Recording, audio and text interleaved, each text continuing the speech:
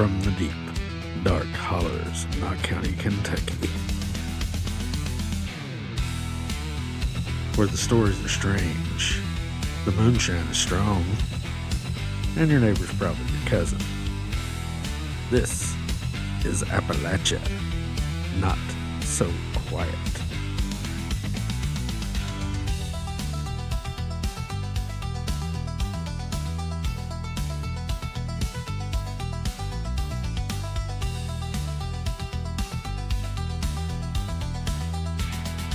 Hey, welcome back, everybody. I'm your host, Hillbilly Phantom, and as always, I'm here with my lovely wife and co-host, Appalachian shape. How are you doing, sweetheart? Awesome. Doing awesome? Yeah. It's been a pretty good day, except for the cold. Yeah, we had a pretty bad snowstorm. Where did that come from? I did. I heard nothing about snow, and then all of a sudden, I wake up and boom. I knew we were getting some next weekend. Yeah, I knew there was some coming, but not overnight. Gotta love Kentucky weather. One day we're warm, the next day it's snowing. Yeah, that's the crazy thing is, yesterday it was like 70. Yeah. Or close to it. 60 at least. Mm-hmm. And then, this morning, cold and snow. Well, once again, welcome back, everybody, to Appalachia Not So Quiet. So, we decided to take this episode and do some more of those cryptids from around Appalachia. At least talked about ones. Yeah, some that you may have never heard of. I almost guarantee you've never heard of at least one of these. But technically the only reason that they haven't been heard of is because I guess scientists haven't been able to find like DNA evidence or of any sort, any trace of these. Well, I mean, that's a problem with personal sightings. That's a problem with all cryptids. The thing with these is like there's only a few stories. There's not been like hundreds or thousands of sightings. Right, kind of like Bigfoot's. With Bigfoot and the Loch Ness Monster. And there's pictures, maybe possible evidence. They're not sure if they're real or not. Yeah, sometimes there's evidence of hair and footprints, but these are only sightings. Yeah, mainly just sightings. Yeah. Just stories that were handed down about something strange. And usually it was because somebody else saw something. And then some old timer will be like, I never told anybody this. Afraid to, own up to it because people's going to think you're crazy. Yeah. Then somebody's like, I never told anybody this. But that old bad 10 years ago, she thinks she sees things. They don't never come out to the first of the month. They don't know nothing. Or they're on that shine. They can't see straight anyways. You got them special crops back up there. Or they say their mommy always said they wasn't right anyway. I got 1 foot bigger than her leg or something. What? I don't know. They say something's wrong with her. That definitely sounds like some kind of Appalachian saying. You seen that boy? His foot's bigger than his leg. You've got a lot of strange things. You really do. Y'all talk different on that side of the county. I think, I was raised around older generations. I think like your grandparents had passed away before. Yeah. You really got to hang out with them. And mine kind of stuck around to their 90s and 100s. So I got to learn a lot more. Yeah. Well, I mean, I was around plenty of elder people, but not a whole lot because they weren't, right there close by. It was mainly just, when we went to church or something like that. Well, some kind of function. Not to brag, but my family generation is like some that founded Knott County. So they've been around for a while. With all the, I mean, all the crazies. I mean, my family was mainly in Perry County until, like the early 1900s. Right. Now, some of my other side of the family, they were already in Knott County in the area. Anyway, I just always found it fascinating that, just that little bit of distance, we had some shared sayings that I think most everybody knows, but there was some stuff like that we'd never heard from our family. Right. Stuff that we had heard growing up, but like confounded and upon my honor. Right. Just little sayings that I heard. And when I say them, you're like, what? Yeah. And vice versa. But I think I hear you with way more than I ever come up with. I spent a lot of time with my grandparents. Not that my parents didn't, spend time with me, but I was just interested in what they were doing in their Yeah. life, their way of life. Yeah. Hearing the old timer stories, the way things were when they were growing up. Yeah, I believed they grew up in black and white.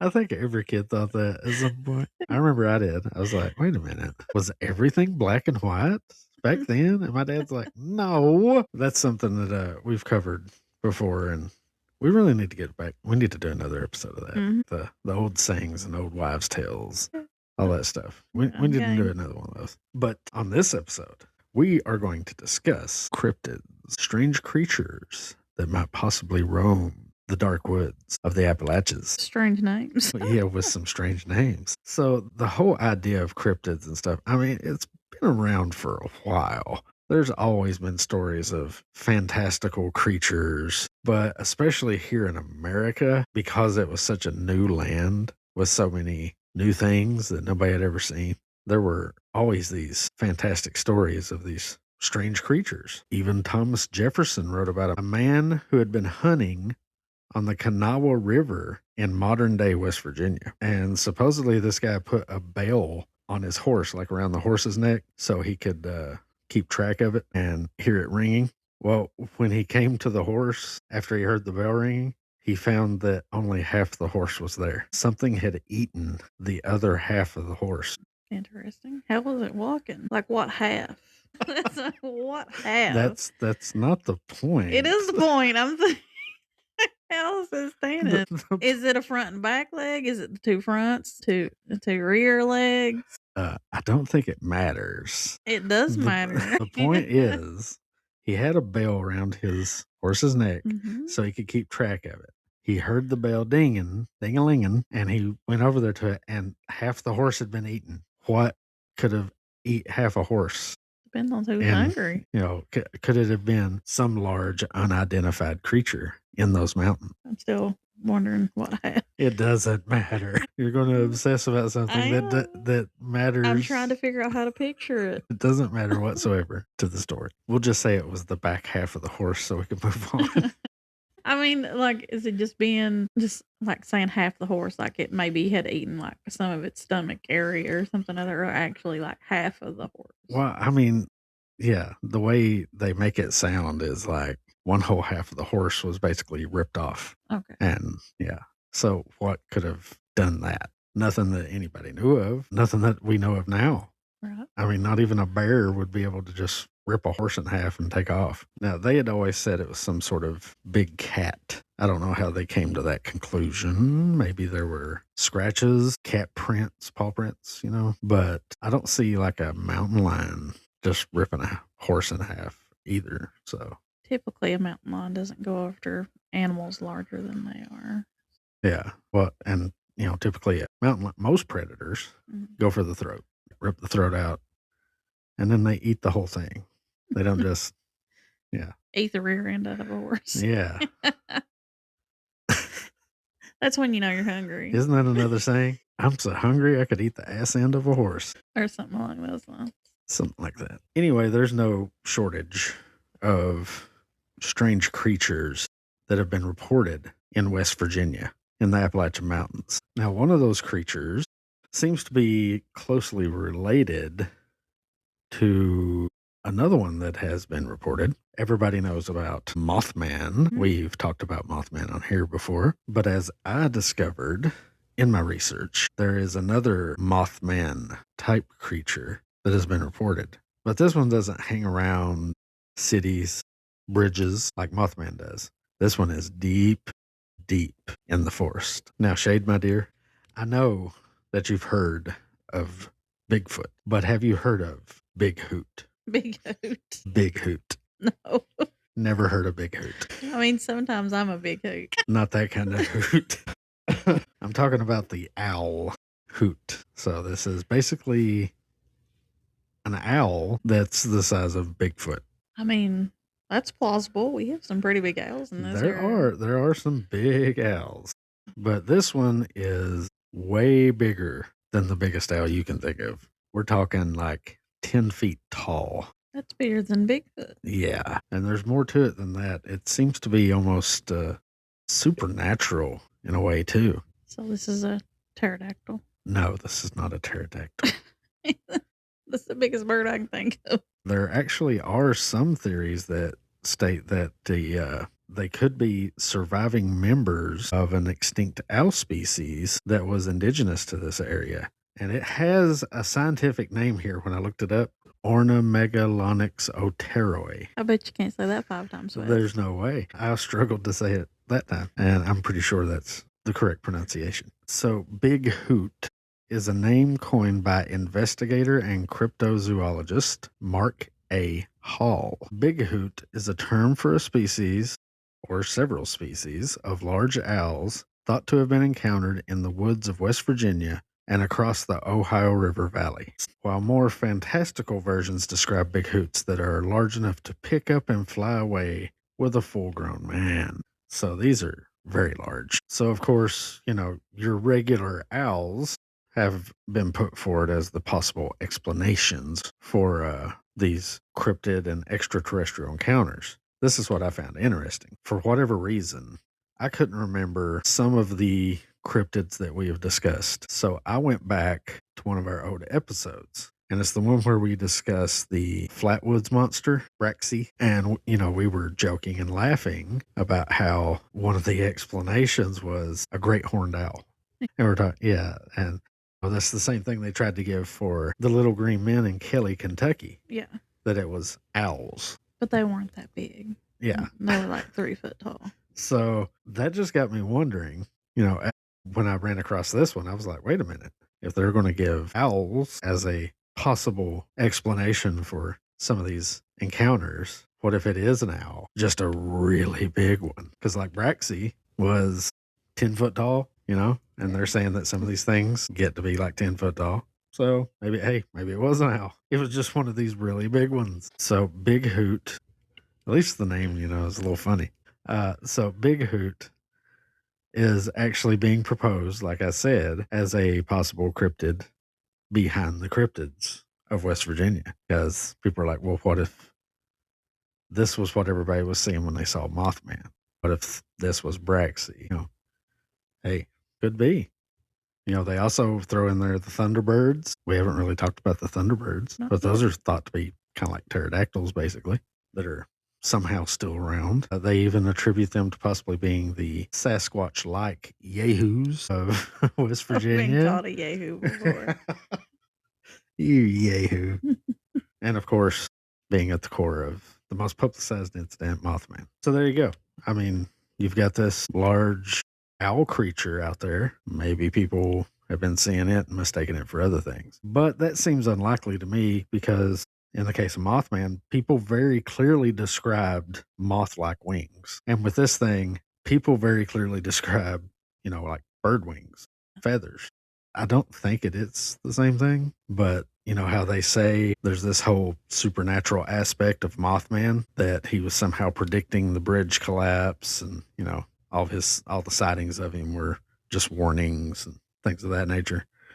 Well, they kind of do the same thing with this guy. Some people have thrown out the possibility that this is actually some kind of warning, not on the scale of the Mothman, which was kind of giving a warning of some kind of catastrophe that was going to affect a lot of people. This might be just a personal warning. Something's going to happen in your life. And some of the encounters are even kind of supernatural sounding. So have you ever had those moments in Appalachia, in the wilderness, right there at sunset? Forest kind of goes quiet until the crickets start kicking in. Beautiful time. But it can also be unnerving. Because of the quiet, you can hear your own heartbeat thumping in your ears. Or that's high blood pressure.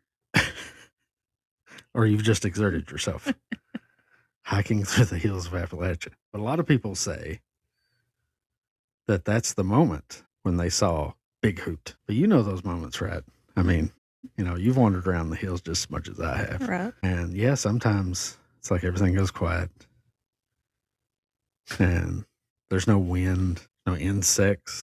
There's just nothing. Sometimes it lasts for just a few seconds. Sometimes it'll last minutes. Lasts longer than that. You might want to get out of there.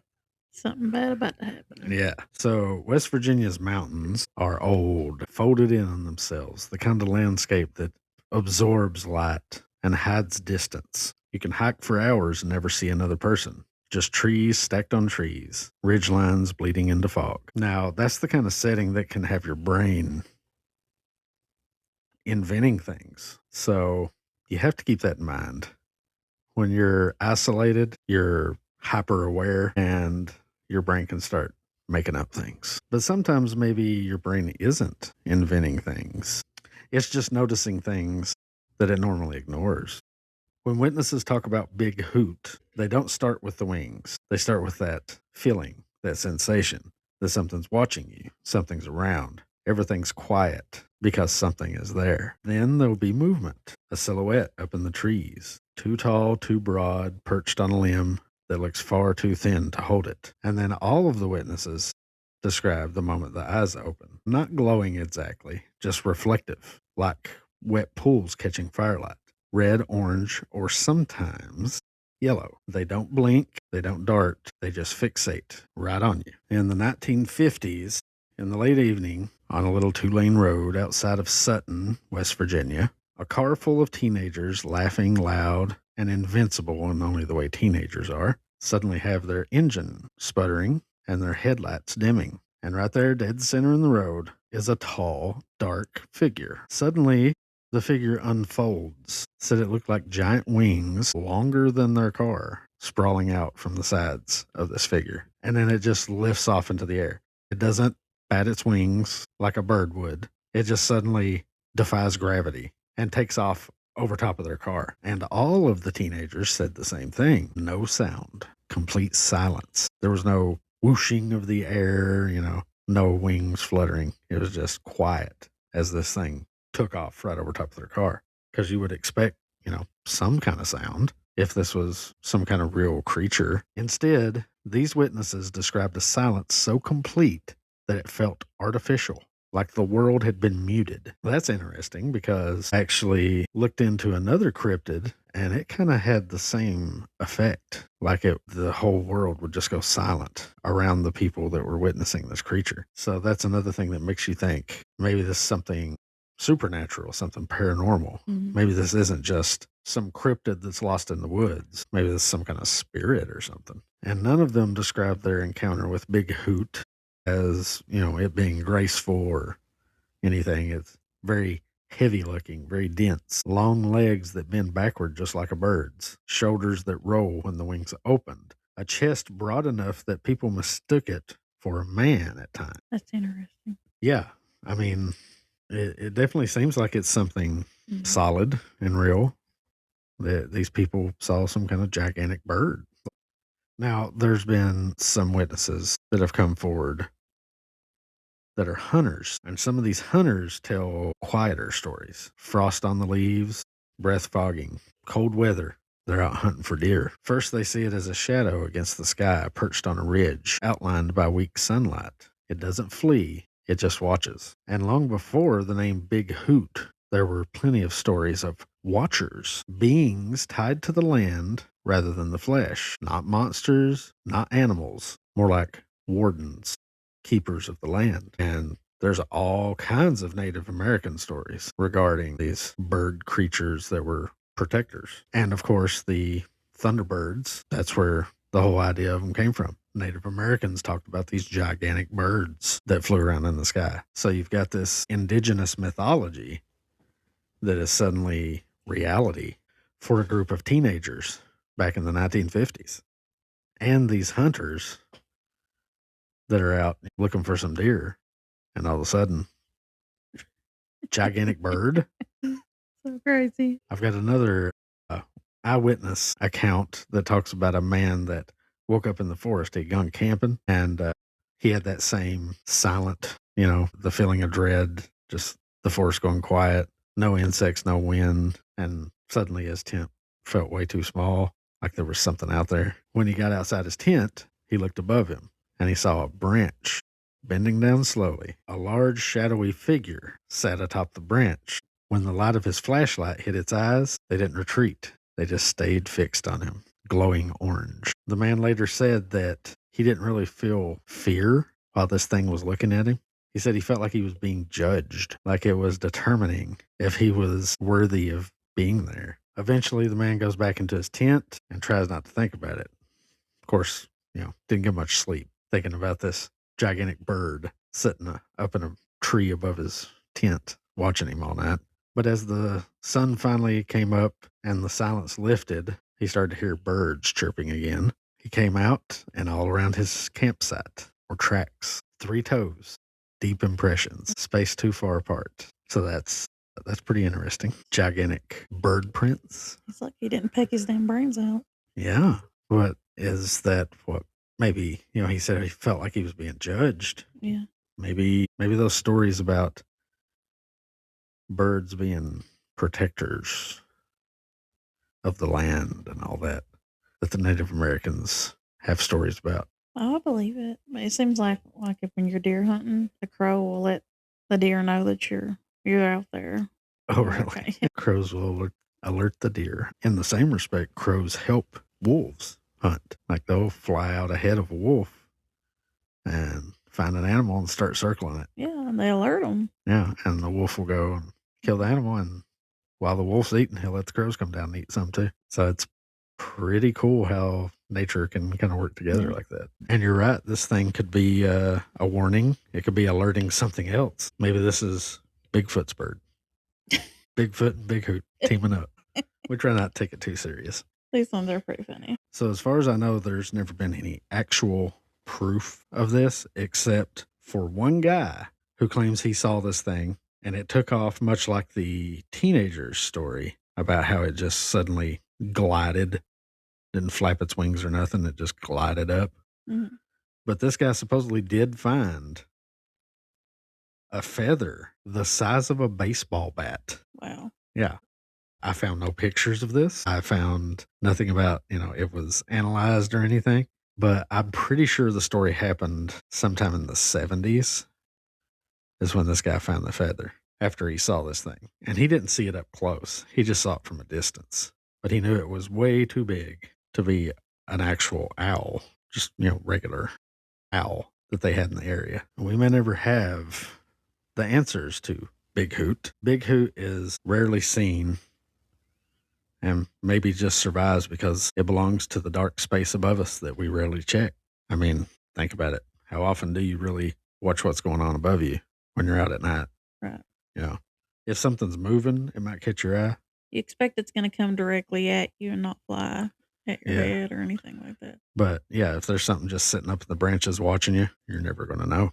And that's a real fear, is something watching you that you can't see. That's a real fear that people have. And I mean, I kind of have that fear. We have all these devices sitting all around us right now at this very moment. And they listen and hear. I know they're listening, but what if they're watching us too? Oh, they sure are. You think so? Yeah. All these cameras are watching everything we do. They're listening to every word we say. Maybe Bighoot does the same thing, just when we're out in the forest, making sure that we're not going to destroy anything, mess it all up, because that's his territory. Do you believe in Bighoot? Sure. I mean, it's plausible because, like I said, we have some freaking really big owls. Yeah. And, there is a species, supposedly extinct species of gigantic owls that used to be in the areas. Maybe. There's just sections of Appalachia that are so old and so dense, nobody's ever been there. Maybe this stuff lives there. We've talked about that plenty of times. But obviously these people, they experience something. That's why it's important to have these accounts, these eyewitnesses that will put their story out there for people to look at. Because if they really experience something, then maybe someday somebody can figure out what it was. And yeah, people might think you're crazy, but who cares? Who cares? There's somebody out there with a foot longer on their leg. Remember that. If they think you're crazy, just remember somebody out there with a foot longer than their leg. Okay. Well, that is my story of Bighoot, and I had a big hoot telling it. That was fun. I like Bighoot. I don't know if it's for real. Like I said, it almost sounds kind of supernatural, paranormal in some ways. So I didn't really see anybody looking at it in that aspect. If there's been any, ghost hunters going out looking for this thing or anything like that, but it's listed as a cryptid. That's what we're going with. Some kind of creature out there. Mm. Shade also has a strange Well, I do. creature. I do. Why don't you tell us about this weird little critter you Well, found? first, I'm going to tell a story that I have here to go with it before I go into description. Okay. All right. So the moon was so bright that night, it didn't even feel like dark. Just plain and silver, like the whole holler was holding its breath. See, there's that stillness again. Yeah. Quiet. See, that always precedes stuff like this. 4 men had parked their trucks along an old logging road outside of town. They weren't ghost hunting. They weren't drunk. They were coon hunters. Coon hunters that weren't drunk? I don't know about that. I'm just kidding. Dogs bawling somewhere down in the bottoms where the men followed with lights and rifles slung over their shoulders. You could hear the dogs echoing through the timbers, the creeks running somewhere below, and the leaves crunching under their boots. That's when one of them stopped. Y'all hear that? He said. At first, it sounded like bark scraping against bark, but the dogs, they got quiet. Then came a dry, clicking sound, slow and deliberate. They shined their lights toward a big old sycamore at the edge of the hollow. Something was in it, not sitting, but hanging upside down. Hanging upside down? Yes. So, a bat? It clung to the trunk about 15 feet up. He looked like a dog, but it stretched wrong. The neck was too long, the shoulders too narrow. Its fur was gray and bristly, and its tail twitched like it was irritated. What the heck? It turned its head. The snout was long and thin like a possum. So it's a possum. But the teeth were thick and sharp, sticking out at the sides of its mouth and bucktooth. It was bucktooth? It was bucktooth. The eyes caught the beam of the headlamps, black, empty, reflecting moonlight like glass. One of the dogs whimpered. Then it dropped. It didn't fall. It glided. Oh my God. The thing slid down the trunk and hit the ground without a sound, landing just yards from the men. It raised up, not fully standing, but higher than any dog could. Its mouth opened and then it leaped. It shoots past their faces, so close a man could feel the fur brush his neck. The air went cold and the leaves burst upward. Something dark and fast vanished into the trees, snapping branches as it went. The dogs broke loose and ran the other direction. Wow. Yeah, this scared the coon hunting dogs. It sounds pretty terrifying. And so did the men. They didn't stop until they hit their trucks. Nobody went back into that hollow again because whatever that thing was, it wasn't a coon and it sure wasn't supposed to be there. Okay, so this thing sounds crazy. Mm-hmm. It had the body of a dog, but it was neck was stretched out. There's more. After 1975, similar animals were quietly reported in other parts of Kentucky. A long-snouted, dog-sized creature seen near fields or rural roads. 75? That was before my time. Yeah. So Kentucky has a long history of unexplained sightings of strange things. Oh, yeah, absolutely. So, and I found this animal on Kentucky.com, and this group came to Kentucky and had like a traveling museum set up of cryptids. Okay. So like one of those traveling road shows where they've sewn a bunch of other animals together and claimed it's such and such cryptid. According to this guy, his last name is Coffee. This cryptid is said to be a cross between a short-necked giraffe and a possum, and witnesses describe it as having a canine type head with an extra elongated snout. What the heck? Encasing its buck teeth and long ears. It's called the Giraffe-Possum. That's what they named it. The Giraffe-Possum. Yes. Oh, boy. And this was in this traveling museum of cryptids. Really? Yes. And the stories originate from Eastern Kentucky. Really? Yes. Okay, so we have a cryptid that was supposedly seen in Kentucky, and it ends up on a traveling cryptid show. Yes, like a museum. The giraffe. The first official reported sighting was in rural Clark County in 1975. A driver reported seeing possibly 3 creatures standing in a field about 100 yards away from Highway 60 between Winchester and Lexington. My God, really? Yes, you used to travel this all the time. Yeah, Winchester and Lexington. They described them as being the size of a large dog, gray with short bristly hair, with a long snout and large fangs. That I'm trying to imagine that. Mhm. That is a crazy looking creature. And now in the original story with the hunters, with the coon hunters, they said that it jumped off the tree and glided. So it was it part flying squirrel too? Does it have like the little flaps? I don't know. I don't want to know. So yeah, some people wanted to dismiss them as like coyotes with mange, and that doesn't match. Coyotes don't have long, narrowy snouts. Yeah, they don't have big old long necks either. Well, they definitely don't hang from trees upside down. So the second sighting of this, Madison and Powell County, they followed up. Says after the Clark County report, similar animals were reported east of there toward Red River Gorge in that region. Oh boy, here we are at Red River Gorge again. Again, dog-sized creatures, elongated ears. But this time they said they had thin necks instead of short, stubby ones, like longer, thin necks. Well, that's what they said originally. Right, but it wasn't stretched out necks. Right, it wasn't thin though. This one was like stubby but long, like a chubby neck. Okay. This one said thin neck. Okay. And it's seen crossing the road at night, often near fields or creek bottoms. But they didn't label those as giraffe-possums just yet. They called them snout walkers. Snout walkers. Snout walkers. Because they had like the long nose. That's what those people called them when they first seen them.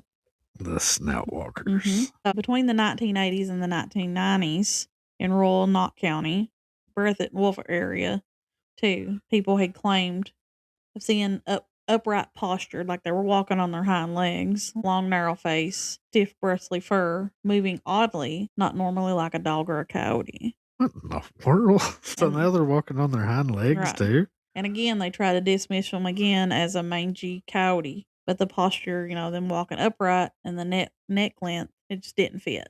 It's definitely the giraffe-possum. Well, I mean, these things can't hang from a tree. A possum can hang from a tree, so that makes sense. Had to have that little keen, wiry tail. Yeah, mangy coyotes don't just climb up in trees and hang from their tail. So, yeah, the giraffe-possum is the most likely candidate. Or it could just be a possum.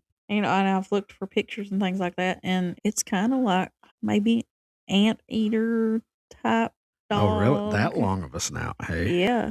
But it has a really long neck. Yeah, like a giraffe. Like not like a, 11 foot long like a giraffe, but it's really long for that type of animal. Right. In comparison to its body, it has a long, and then almost a dog-like body and a big old tail.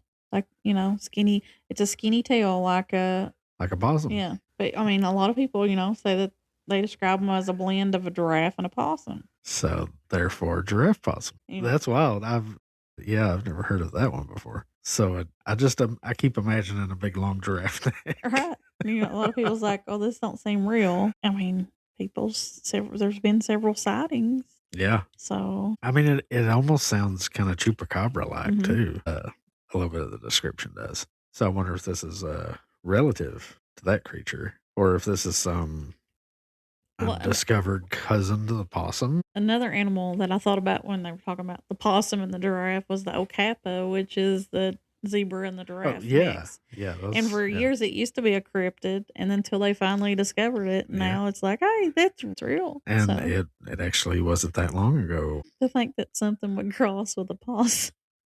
Right. A giraffe and a zebra. I mean, almost. Right. Kind of guess, that could work, but not a possum and a giraffe. Possums are just scary as they are anyways. They can be. Oh, man, they can be mean. Yeah. Ever walked on the porch and had one hiss at you? Yeah. Oh, yeah.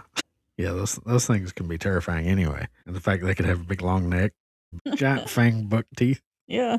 Like I said, I mean, I almost wonder if maybe it isn't some kind of just undiscovered marsupial type of thing because, they said it glided off that tree, so that makes me think flying squirrel. And it was hanging from the tree like a possum. Yeah. And then it's got this big long neck. I mean, maybe it is. Did you happen to run across what about the size of this thing is? Is it dog size? Yeah, they say it's bigger than a dog. Bigger than a dog. And it walks upright. And it can walk upright. Yeah. Like on its hind legs. But it can also hang from a tree. So I'm thinking a lemur. Man, this thing is crazy. You know, a lemur can hang from the tree upside down and walk on its hind legs. Right. But we don't have anything like that. Yeah. Like the closest thing we have is a possum. A giraffe-possum. So what about this cryptid roadshow thing that supposedly had one? Did you happen to run across a picture of that or anything? No, I actually found one that someone had talked about on YouTube. Okay. So somebody on YouTube had a picture of the. Well, what I guess what they thought it looked like. So they like recreated it from. Yeah, because no one has actual picture evidence, but everybody describes the same thing. But like, how do you even conjure up a giraffe possum? Like of what it looks like. I mean, it had to be something. You can't just conjure that up. I don't think. I don't think anybody would just come up with a giraffe possum mix. They definitely had to see something that made them think that. So on this road show, this was what year? 2022, October 2022. Oh, wow. Okay, so this is recent that they had this. Yeah, I mean, they show pictures of like Mothman and Bigfoot and stuff like that, but I guess nobody was like, hey, a giraffe possum. So wasn't a very well known one, I guess. I So guess not. They didn't bother capturing it.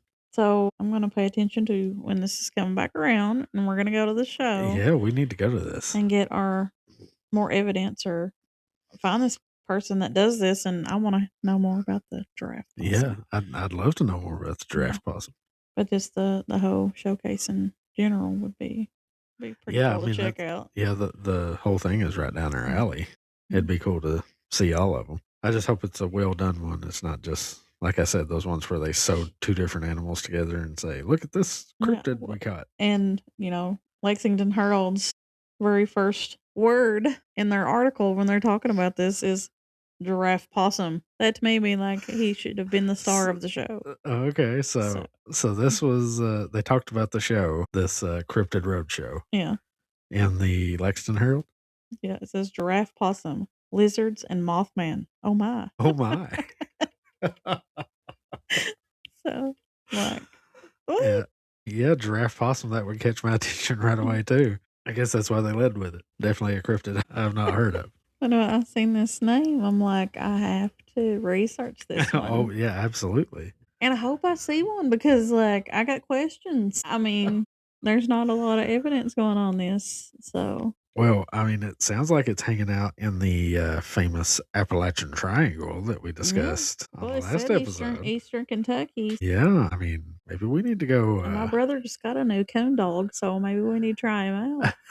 You'll go coon hunting and see if we catch a giraffe possum.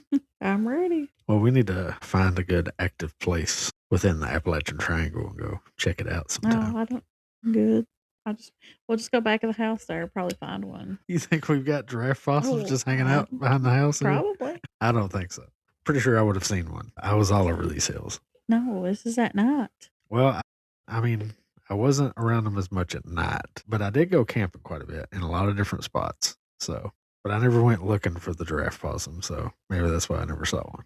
Just because you don't see it doesn't mean it ain't real. Right. There could have even been a Bighoot watching me while I was camping. And this guy also, this Ron Coffey, has written books about Kentucky cryptids and stuff. So called Monsters of the Bluegrass State. Ron Coffey? Ron Coffey. Yeah, I've heard that name before. Yeah. Yeah, that's a guy who's done quite a bit around that. He's been on some cryptid like TV shows. Yeah, and stuff. He's also the co-founder of the Gateway Paranormal Society. Yeah. Which is based out of Mount Sterling. Yep. So yeah, I've actually heard about that guy quite a bit in various circles. I'm pretty sure he investigated some Bigfoot sightings there, in our area. Probably the Red River Gorge area. Yeah, probably. So if by chance Ron Coffey's listening to this ever, I'd like to know some more about the giraffe possum. Yeah, if you happen to hear this, get in contact with us and give us some more information about this giraffe possum. I'd like to know if this is, something that could really be out there. I mean, it sounds very plausible. Like I said, it could be some just hidden, previously unknown species of possum or something. We've got all kinds of dark forests and dark hollers. And isn't like the possum the only marsupial in this area? Yeah, it's the only North American marsupial, period, Yeah. That we know of. that we know of. But there's just all kinds of places for things like this to hide Mm-hmm. in the Appalachian Mountains. That's one of the reasons we like to talk about this, because you can't dismiss it. There is the real possibility that these creatures are roaming around out there. Yeah. We just only see them every now and then And because they like to stay hidden. unless you're here to, experience, you don't realize how large the Daniel Boone National Forest is. Yeah. And there's places like that all over Mm-hmm. that are just mostly untouched, and parts of it that people never go. Right. Or haven't been in many, many Yeah. years. Or haven't gone to in a long, long time. Mhm. And there is something almost supernatural about a lot of these areas. Just like on the last episode, we talked about the Appalachian Triangle. Your Giraffe-Possum seems to be right in that same area too. A lot of weird things happen there. People get lost, they get turned around, they lose their sense of direction. Even Daniel Boone, he was one of the most experienced woodsmen in American history, admitted to being bewildered for days in these forests, like being lost. There you go. He said he was lost for several days and Yeah, finally found his way out. So yeah, even the great Daniel Boone, which the forest is named after, he knew this place backwards and forward. He came here all the time. He loved it in he was Kentucky. always hunting in Kentucky. Yeah, so. and he basically became an Indian, or Native American, I'm sorry. He learned a lot of their languages and their words. He even took on their dressings and used their weapons to hunt and stuff. I mean, he really got into it. And even he would come in here sometimes and lose his way. Silence would fall, something would happen, and he'd come wandering out days later, and people would ask, "What happened? Where you been?" He wouldn't talk about it, or he wouldn't remember. Yeah, he just had told one person, I'll admit I've been lost for a few days and Yeah. finally come to and realize where I'm at. And that's what we call a pattern, boys and girls, because this kind of stuff happens to people all the time. Even the great Daniel Boone. People come in here and they get turned around, they get lost, and it's easy to do. And there's some strange things out there. So that's why we always say, if it gets real quiet, you better be on your toes. Something's around, something's about to happen. If you hear unnatural things, you hear something calling your name, get the heck out of there. Especially after dark. Yeah, especially after dark. But in the deep, dark hollers of Appalachia, Kentucky, you can hear our voices telling you all about these strange creatures, strange occurrences, and strange events that have shaped our lives and the lives of the Appalachian people all around us. We want to thank each and every one of you for all the listens. We have really racked them up. We ended the year, we were over 1,500 Streams and downloads. Streams and downloads when 2025 came to a close. Now we're hitting 2026 hard and heavy, and we are already getting close to 1,700. So thank you all so much for tuning in and listening to our little podcast. Yep, and our Facebook page is picking up traction as well. That's right. Yeah, we're getting a lot of followers on Facebook, getting a lot more followers on Spotify. We're starting to reach people, not just here. We're beyond the mountains. Yeah. Even beyond the mountains, we're starting to reach people. So thank you all again, and keep tuning in and listening to Appalachia Not So Quiet. Be sure to check us out on Spotify, iHeartRadio, Amazon Music, Apple Podcast, Audible. Of course, follow us on Facebook. That's where everything is. That's our hub station where you can follow or listen to our latest episode. You can check out our latest TikTok with our evidence and things that we've researched and pictures. Yeah, anything we like find. that. Yeah, we usually make a little video on TikTok with any relevant information we find. We share some on X. It's not up and completely running yet, so yeah, we don't use X a lot. Sorry to all you X users. We've just found that Facebook is the all around place to share everything. Yeah. So, and it seems like a lot of our listeners, that's where they're at. Facebook. It's the most stable media platform right now, because things are still kind of up in the air too with TikTok. So we don't want to share too much there and lose the content. Are they still fighting over TikTok? I think the United States. Somebody from the United States may have bought it, but I've not really got hard evidence on that yet. Okay. Yeah, but still debatable, I guess. So, but Well, I like everything there on Facebook because everybody can kind of comment, and it's just Facebook seems to flow easier. Yeah, I like Facebook a lot better too. But regardless, we'll still keep. Or we're just old fogies. Well, yeah. Set in our ways. I don't know. I'm not Could up on, be. and we're not up on the Snapchat thing neither. It only lasts for a few seconds. So what's the point? I tried the Snapchat thing like when it first started. That is not my thing. Seems like you gotta be too busy with it, like constantly posting something. Yeah, So. you kind of have to be attached to that one. Yeah. And what's few? Instagram. Yeah. I've never really fooled with Instagram, and there's all kinds of other ones, but yeah, we mainly just stick to Facebook, I guess, because we're old fogies. Yeah, that's where all the old people hang out.